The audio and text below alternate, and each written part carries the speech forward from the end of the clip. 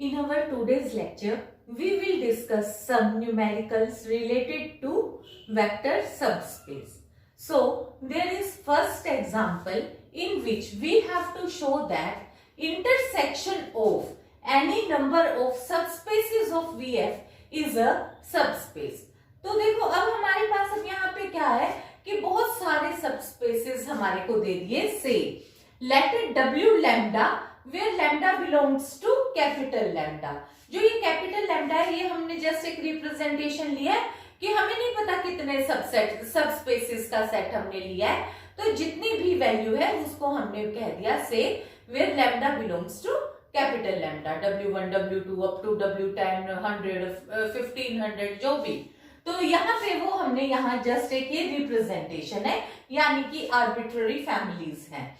B family of सब spaces of we. तो इस सबकी इंटरसेक्शन को मैंने W से रिप्रेजेंट कर दिया कि take W is equal to intersection of all these subspaces where lambda belongs to capital lambda.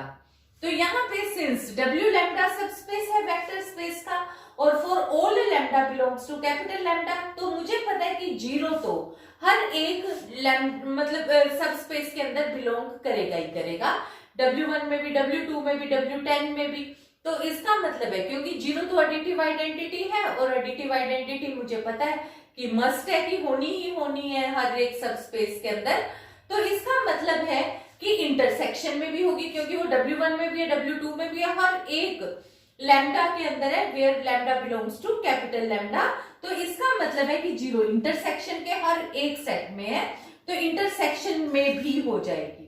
Intersection यानी कि एम्प्टी नहीं है जीरो, क्योंकि अगर बिलोंग कर गया W में तो इसका मतलब है जो इंटरसेक्शन वाला सबसेट मेरे पास बना है वो नॉन एम्प्टी है.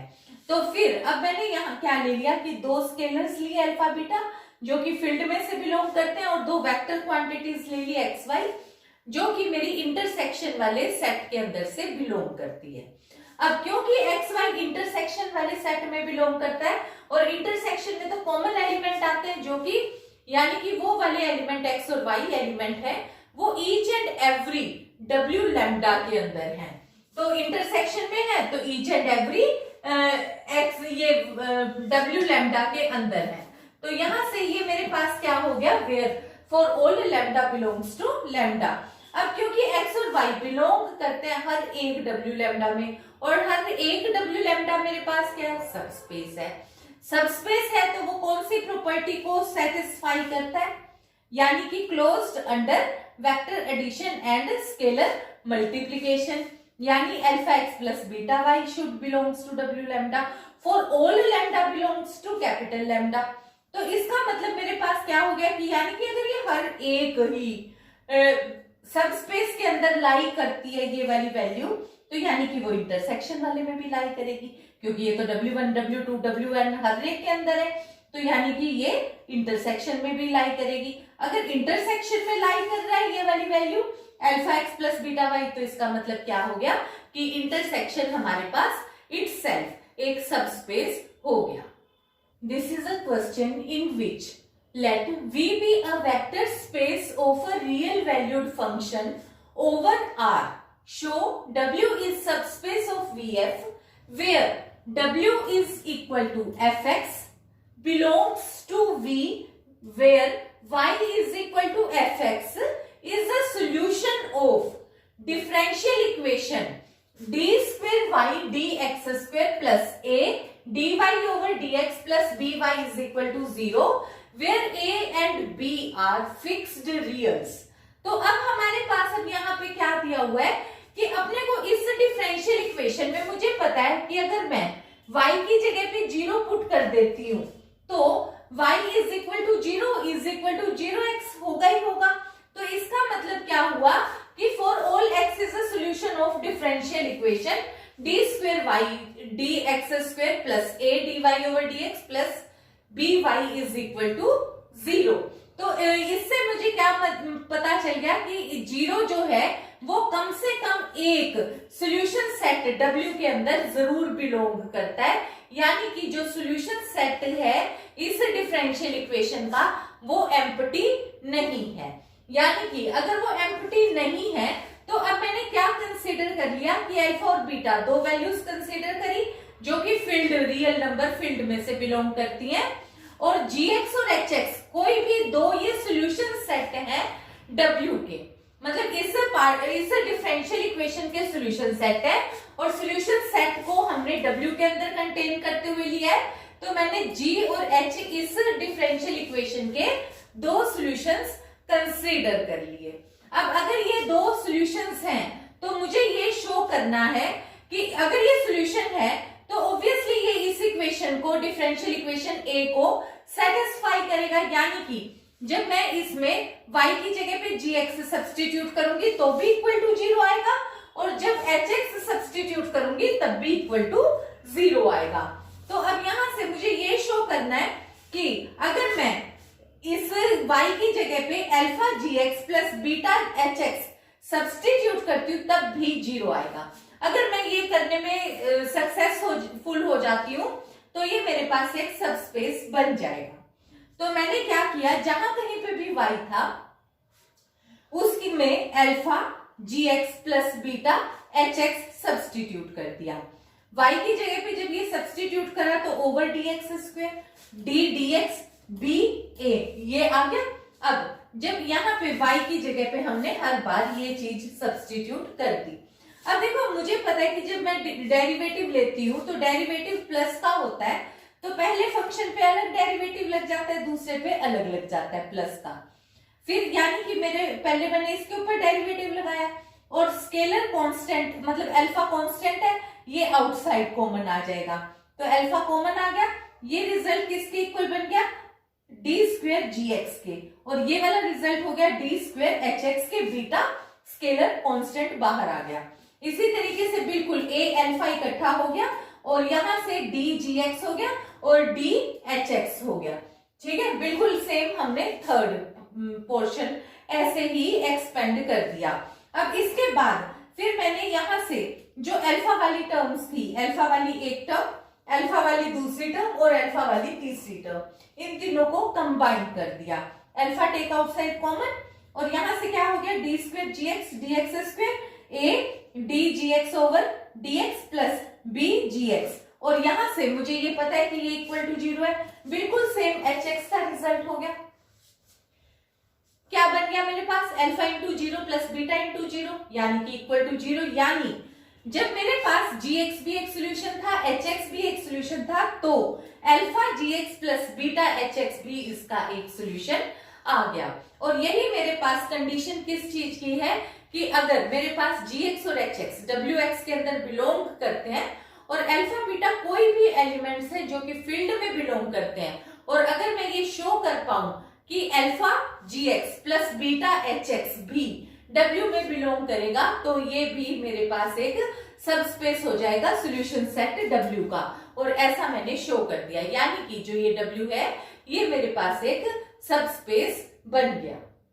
इन this question we are given that V is equal to a matrix A.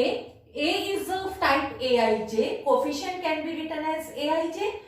Type of matrix is n by n यानी कि square matrix where Aij belongs to real means उसके जो coefficients है वो सारे के सारे real numbers में से belong करते हैं। B a vector space over R. तो जो ये मैट्रिक्स का एक सेट दिया हुआ है, ये 3 मतलब n by n की मैट्रिक्स का ये कंप्लीट मैट्रिक्स का सेट है जिसमें कि कोफिशिएंट्स इसके सारे रियल हैं और ये एक वेक्टर स्पेस दिया हुआ है। फिर आगे हमें शो करना है कि show that W the set consisting of all symmetric matrix, मतलब अब ये क्या है, W इसका एक सबसेट है V का जिसके अंदर केवल और केवल सिमेट्रिक मैट्रिक्स हमने कंसीडर किए। V के अंदर तो सारी टाइप की मैट्रिक्स है, स्क्वायर टाइप की जो भी एग्जिस्ट करती है मैट्रिक्स, लेकिन W के अंदर हमने कौन सी ली है, केवल और केवल सिमेट्रिक मैट्रिक्स। तो हमें ये शो करना है कि ये भी सब स्पेस है वेक्टर स्पेस V का। तो इसके लिए अब अपने पास मतलब हमने इसको दोबारा से लिखा कि V अपने पास क्या दिया हुआ है, वेक्टर स्पेस जिसके अंदर मैट्रिक्स है। मैट्रिक्स की टाइप हमने Aij n by n type की और ए आई जे बिलोंग करते हैं रियल नंबर में। ये वेक्टर स्पेस दिया हुआ है रियल में, और हमें शो क्या करना है कि जो ये W हमने कंसीडर किया सबसेट ऑफ V का, जिसके अंदर ए आई जे मैट्रिक्स तो इसी टाइप की होगी, पर उसके अंदर एलिमेंट्स जो है ए आई जे वो कौन से होंगे, जबकि ए आई जे विल बी इक्वल टू ए जे आई, क्योंकि इसके W के अंदर कौन से वाले होंगे, सिमेट्रिक मैट्रिक्स वाले। सिमेट्रिक वाले में क्या होता है, ए आई जे शुड बी इक्वल टू ए जे आई, केवल वही एंट्रीज हमारे पास एग्जिस्ट करेंगी। तो यहाँ पे is a subspace of V R, हमें ये प्रूव करना है। तो अब सबसे पहले मैंने क्या किया कि जैसे जीरो मैट्रिक्स अगर मैं कंसीडर कर लेती हूँ, तो देखो जब मैं जीरो मैट्रिक्स का ट्रांसपोज करती हूँ तो भी क्या रहेगा, जीरो इटसेल्फ, यानी कि zero transpose is equal to zero. तो जीरो हमेशा सिमेट्रिक मैट्रिक्स है, तो सिमेट्रिक मैट्रिक्स की एक एग्जांपल जीरो मैट्रिक्स भी है। यानी कि जो मेरे पास ये V का एक सेट है, और V के सेट में मुझे पता ही है कि एडिटिव आइडेंटिटी होती है जीरो, तो जीरो तो V के अंदर बिलोंग करता है, यानी कि V के अंदर एक तो कम से कम सिमेट्रिक मैट्रिक्स जीरो मैट्रिक्स है।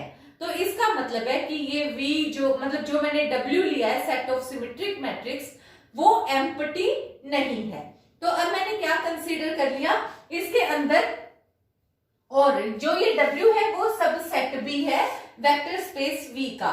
तो मैंने अब दो एलिमेंट्स कंसीडर कर लिए W के अंदर, यानी कि सेट ऑफ सिमेट्रिक मैट्रिक्स के अंदर एक P और एक Q, और अल्फा बीटा मेरे एक स्केलर्स हैं जो कि रियल नंबर सिस्टम में बिलोंग करते हैं। और मेरे पास जो P है, P मैट्रिक्स वो किस टाइप की है, से Pij, और Q मैट्रिक्स है से Qij। ठीक है, तो ये अपने पास P और Q ये हमने इस तरीके से रिप्रेजेंट कर दिया। इनकी टाइप क्या है, n बाय n टाइप की है, और कोफिशिएंट जो इसके हैं Pij वो किस पैटर्न के है, Pij will be equal to Pji, और इसी तरीके से Qij will be equal to Qji। इस पैटर्न के हमने एलिमेंट्स इसके अंदर कंसीडर किए हैं। अब मुझे शो करना होगा कि alpha P plus beta Q भी अगर मैं शो कर पाती हूँ कि ये W के अंदर बिलोंग करता है, यानी कि ये भी एक सिमेट्रिक मैट्रिक्स है, तो मेरे पास जो W है वो सबस्पेस हो जाएगा, अदरवाइज नहीं। तो मैंने यहां से लिया alpha P plus beta Q, तो यहां से अल्फा ये P की वैल्यू पुट कर दी, प्लस बीटा ये Q की वैल्यू पुट कर दी। फिर मुझे पता है कि मैट्रिक्स है, मैट्रिक्स में हम स्केलर मल्टीप्लिकेशन कर सकते हैं, तो मैट्रिक्स को हर एक एलिमेंट के साथ अल्फा मल्टीप्लाई हो गया, तो ये क्या हो गया, अल्फा Pij। इसी तरीके से सेम पैटर्न की मैट्रिक्स है, ऑर्डर दोनों का सेम है, n बाय n, तो पहली एंट्री से ऐड होगी, दूसरी एंट्री दूसरी से ऐड होगी, यानी कि सेम टाइप की मैट्रिक्स सेम टाइप की ही रहेगी अभी भी, यानी n बाय n टाइप की ही रहेगी, और कोफिशिएंट पहले पोजीशन पे 1 1 फिर 1 2 1 3 एंड सो ऑन पैटर्न में आएगा। तो हमने क्या लिख दिया, alpha Pij plus beta Qij होगा। अब क्योंकि अल्फा से मल्टीप्लाई हो गया, बीटा से Pij अलग अलग है, Qij अलग अलग है, तो नया नाम हमने दे दिया से Rij। ये कैलकुलेशन के बाद हमने कह दिया से, कुछ नया नाम आ जाएगा हर बार, और वो हो जाएगा Rij। तो वो भी टाइप पर उसकी सेम रहेगी। और फिर वेयर मुझे पता है Rij क्या नाम लिया मैंने, वो ये वाले कोफिशिएंट का लिया। अब दोबारा से जो ये Rij एलिमेंट है, अब इसको हम देख लेते हैं कि क्या ये अभी भी मेरे पास सिमेट्रिक है या नहीं है, यानी कि मुझे ये शो करना है Rij is equal to Rji। तो इसके लिए मैंने क्या लिया, Rij पर मुझे पता है कि किसके बराबर है, alpha Pij plus beta Qij, पर फिर मुझे ये पता है कि Pij तो Pji के बराबर है, और ऐसे ही Qij Qji के बराबर है। क्यों, क्योंकि P और Q किसके एलिमेंट है, ये सिमेट्रिक मैट्रिक्स के एलिमेंट है, क्योंकि मैंने सेट W क्या लिया हुआ है, सेट ऑफ सिमेट्रिक मैट्रिक्स, तो इसके अंदर के एलिमेंट्स तो इस तरीके के हैं। तो यानी कि ये वाली वैल्यू भी क्या हो गई, alpha Pji plus beta Qji, और ये वाली वैल्यू किसके इक्वल हो गई, ऑब्वियसली यहाँ Ij था, यहाँ हो गया Rji, यानी कि Rij will be equal to Rji। इसका मतलब मेरे पास ये वाली जो मैट्रिक्स है ये भी एक सिमेट्रिक मैट्रिक्स आ गई, यानी कि ये वाली जो मैट्रिक्स है ये भी किसके अंदर बिलोंग कर गई, सेम सिमेट्रिक मैट्रिक्स वाले सेट W के अंदर बिलोंग कर गई। अब क्योंकि ये W के अंदर बिलोंग कर गई तो इसका मतलब हो गया मेरे पास कि W जो है ये एक सबस्पेस हो गया V मैट्रिक्स का। There is one more question in which let A, B, C be fixed elements of a field F and we have to show that W is equal to X, Y, Z. फिर AX plus BY plus CZ is equal to 0 where XYZ belongs to field is a subspace of V3F.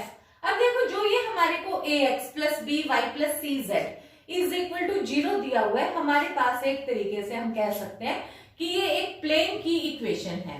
Plane की equation हमारे पास क्या होती है 3 dimension में AX plus BY plus CZ is equal to D।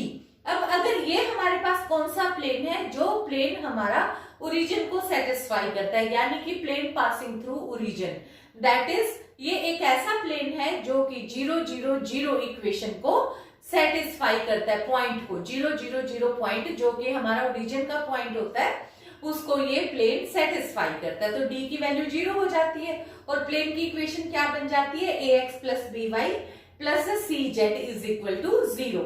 तो अब हमारे को ये बताना है कि देखो जैसे एलिमेंट्स तो 3 वाले ऑर्डर्ड ट्रिपलेट में बहुत सारे एलिमेंट होते हैं, एक्स वाई जेड कुछ भी हम सब्स्टिट्यूट कर सकते हैं, तो वो तो कोई भी एलिमेंट हम बना सकते हैं रियल नंबर सिस्टम लेके इनफाइनाइट मैनी, पर जो इस सॉल्यूशन सेट को सेटिस्फाई करें हमें वो नंबर्स चाहिए, हमें एक्स वाई जेड वो नंबर चाहिए जो कि AX plus BY plus CZ is equal to 0 को सेटिस्फाई करते हों।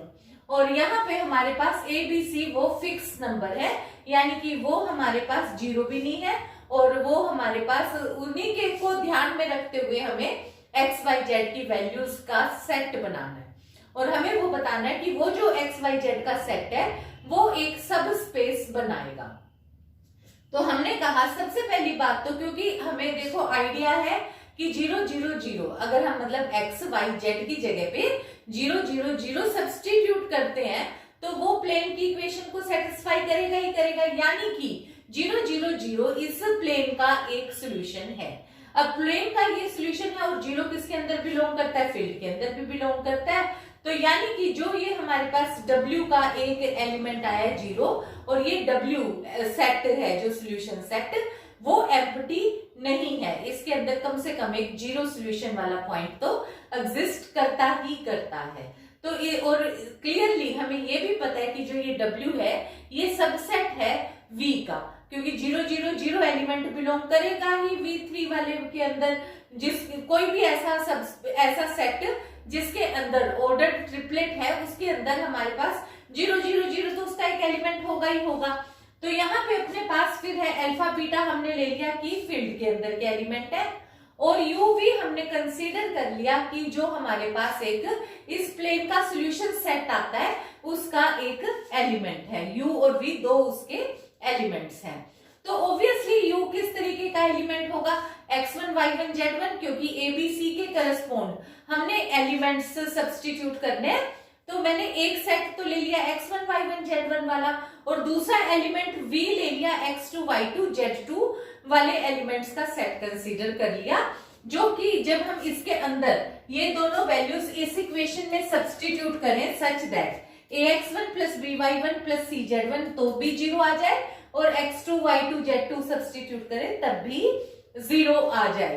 तो ये हमारे पास एक सेट है, दो टर्म्स का हमने u और v दो टर्म्स का इस तरीके से कंसीडर कर लिया सॉल्यूशन सेट। अब मुझे शो क्या करना है, अगर ये सब स्पेस है तो मुझे शो करना है कि alpha u plus beta v भी इसी का एक सॉल्यूशन सेट होगा।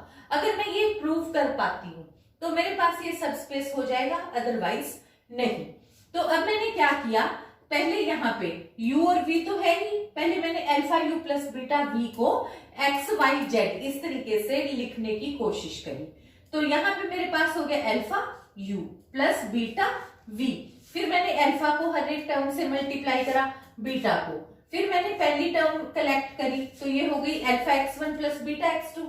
सिमिलरली सेकंड और थर्ड ये टर्म आ गई।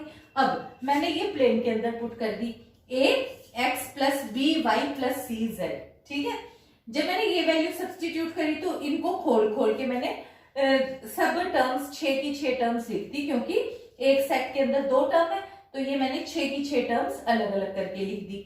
फिर अब देखो ये अल्फा अल्फा अल्फा वाली ये मैंने ये 3 टर्म्स कलेक्ट कर ली, अल्फा टेक आउटसाइड कॉमन, तो अब मेरे पास फिर से क्या बच गया, a x one b y one c z one. ठीक है, ऐसे ही बीटा के साथ a x two b y two और सी जेड टू। और यहाँ पे इक्वेशन 1 के अकॉर्डिंग मुझे पता है कि ये रिजल्ट भी इक्वल टू 0 है और वो रिजल्ट भी इक्वल टू 0 है, क्योंकि वो सोल्यूशन सेट है प्लेन का। तो ये अपने पास क्या हो गया, alpha into 0 plus beta into 0 यानी कि इक्वल टू 0। यानी जब मैंने प्लेन के अंदर ये वैल्यू सब्स्टिट्यूट करी है तब भी मेरे पास आंसर कितना आ गया, इज इक्वल टू 0, यानी कि ये भी उस इक्वेशन का एक सोल्यूशन सेट आ गया। तो यहां से मुझे क्या कंक्लूजन मिल गया, यानी कि ये एलिमेंट भी W के अंदर बिलोंग करता है, और W के अंदर बिलोंग करता है तो यानी कि अल्फा यू प्लस बीटा भी बिलोंग कर गया, तो ये सबस्पेस की कंडीशन है, तो यानी कि W एक सबस्पेस बन गया। और ये हमारे पास यही हमें प्रूव करना था। और इसी क्वेश्चन को हम ऐसे भी स्टेट कर सकते हैं that it can also be stated that any plane passing through 0 0 0 is a subspace of R3। R3 का मतलब है जो हमने 3 एलिमेंट लिए हैं x y z, ये इस तरीके के एलिमेंट्स को हम R3 से रिप्रेजेंट करते हैं। अगर x y अकेला होता तो उसको R स्क्वायर से रिप्रेजेंट करते हैं, और अगर अकेला x होता है तो उसको हम R से रिप्रेजेंट करते हैं। तो ये हमारे पास एक क्वेश्चन था। In this question we have to show that V is a vector space in R3 and we have to examine that following are subspaces or not।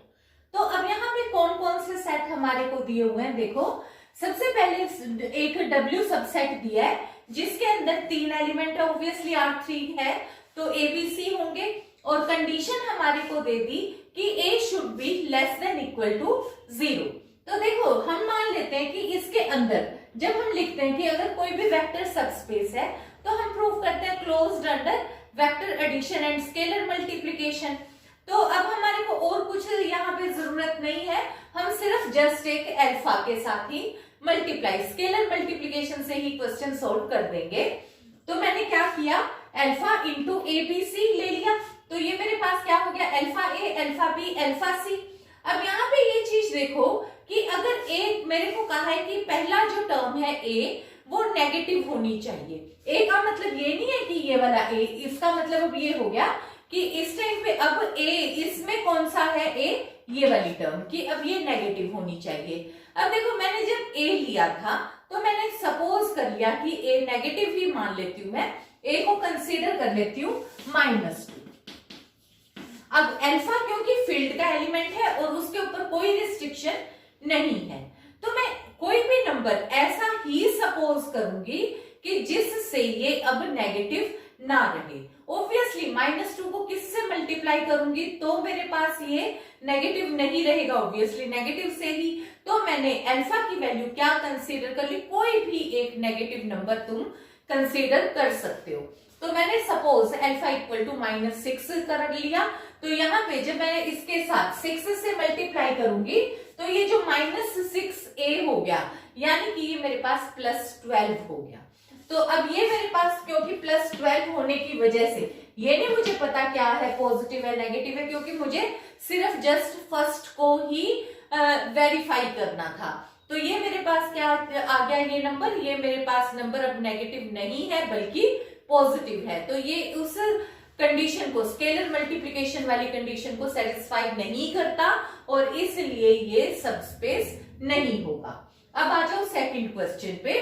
Second में मुझे कहा है कि W है जो वो ABC यही बिल्कुल सेम सबसेट है, और यहाँ पे C मुझे इंटीजर नंबर कहा है। तो C इंटीजर के लिए मेरे पास, अब देखो इंटीजर में तो पूरा कंप्लीट नंबर होता है, तो कंप्लीट नंबर में नेगेटिव भी हो सकता है, पॉजिटिव भी, जीरो भी। तो मैंने अल्फा की वैल्यू √2 इसलिए ली है कि अगर मैं मान लो रैशनल नंबर ले लेती और यहाँ पे बाय चांस सारे ही 7, 14 और 21 होते और रैशनल नंबर में मैं अल्फा को 1/7 ले लेती तो भी यहाँ पे इंटीजर नंबर आ जाते। तो बस मैं इस करके मैंने पहले ही इरेशनल नंबर कंसीडर कर लिया। तो मैंने अल्फा इक्वल टू √2 मल्टीप्लाई किया। तो जैसे ही मैंने अल्फा के साथ √2 मल्टीप्लाई किया तो यहाँ पे मान लो 1, 2 और 3 ये कोई भी इंटीजर नंबर थे A, B, C।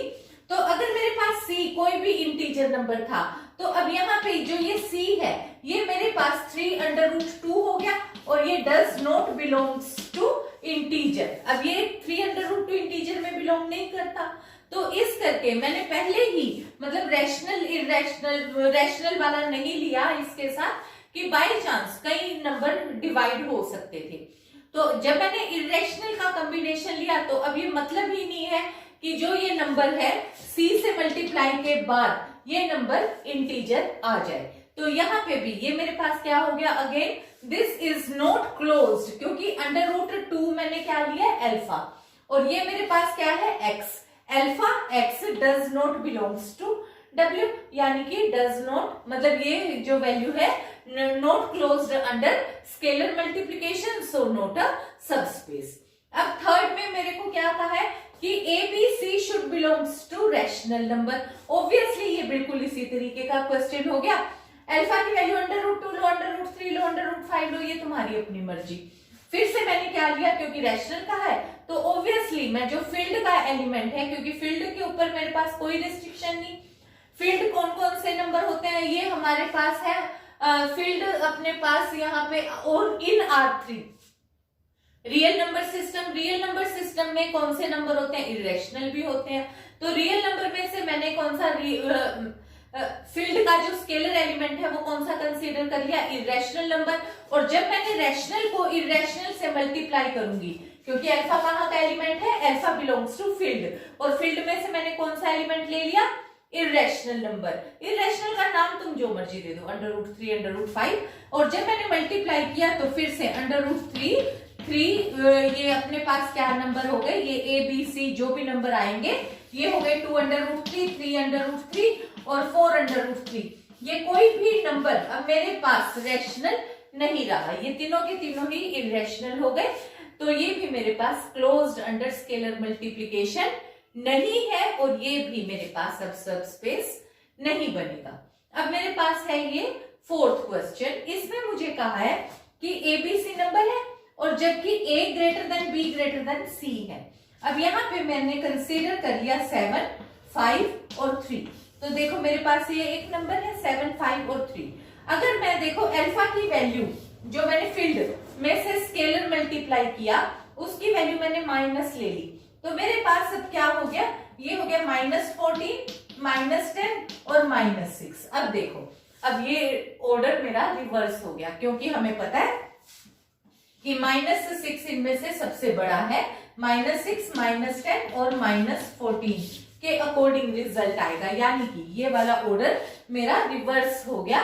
तो यानी कि फिर मैंने यहाँ पे कौन सा देखा, क्योंकि ग्रेटर देन था तो मैंने कौन सा नंबर कंसीडर किया कि ग्रेटर देन से लेस देन कब हो जाएगा, यानी कि मुझे अल्फा की वैल्यू नेगेटिव लेनी चाहिए। मैं देखती हूँ कि क्या फील्ड के अंदर कोई ऐसा एलिमेंट है जो कि इस प्रॉपर्टी को चेंज करते।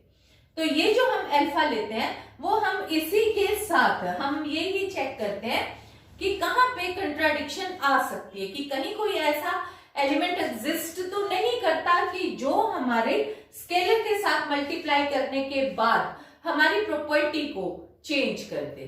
तो that is all for subspaces. Thank you.